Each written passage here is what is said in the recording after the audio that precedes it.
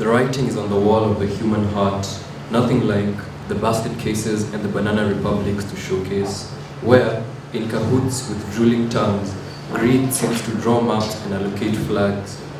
May it be land or what lies underneath, may it be cheap labor or fresh flesh for pleasure.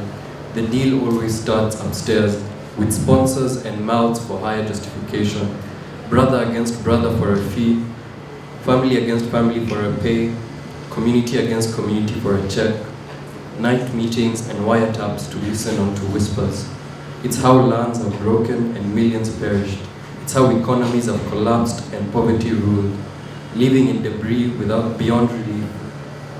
Did we learn? Do we care? Do we even feel? Sorry, no. For consumed with blind following, it has always been them versus us according to the script of undertakers. Another play is on the stage. The players don't even recognize the lines or the accompanying hoots. Consumed with a false sense of security, the disease that has plagued many a third world country slowly rides the wind to the second and the first. History is such a monster when it stands to read. Corruption has no loyalty, just like the pirate it is. You only know that jackals are circling in the wagon when the deadly salvo of hatred tortures your long-held belief. Worse is your priest is on the know, but won't tell you for the hefty promise of the loot. Vultures eat their own in the jungle. Watch out for your own vulturine acquaintances. They carry the same sentence for your life. So, I think the poem is quite self-explanatory. I'll just touch on one or two of the themes. The voice or what did we used to say in English class? The persona, yes, the persona. The persona is a witness or a victim of corruption. And they're speaking onto the fact that corruption is the one true idea that has no borders, it has no class. Okay, it has class, it creates class, but any class can be corrupt. And it speaks onto something we've seen recently, or has been in the headlines recently, about state-sponsored goons.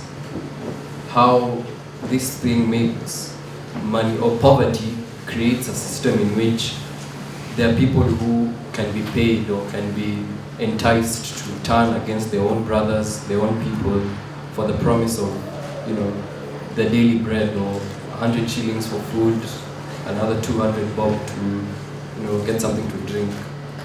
And it's something we need to think about, how corruption is systemic, how it's intrinsic into every one of our lives. When you walk into an office and because your uncle is there, you get a job, you're part of that system, you're enabling it.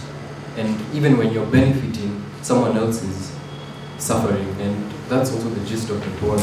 The fact that at the end of the day, vultures eat their own. The system you enable will come back to eat you. It won't leave you behind. And it also touches upon another thing, how we know many of our idols aren't the best people, but we still find ourselves turning back to them. And it's something I'm personally very scared about. You may one day you may be very angry at a leader somewhere, and when it comes to ballot day, you're happily voting for them on the polls. And I don't know what happens in 2 years, in the last 2 years before we go to the ballot, something just changes.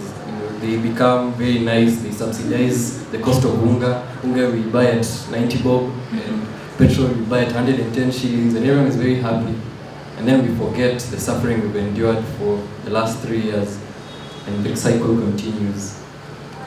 So, I don't think there's much to comment.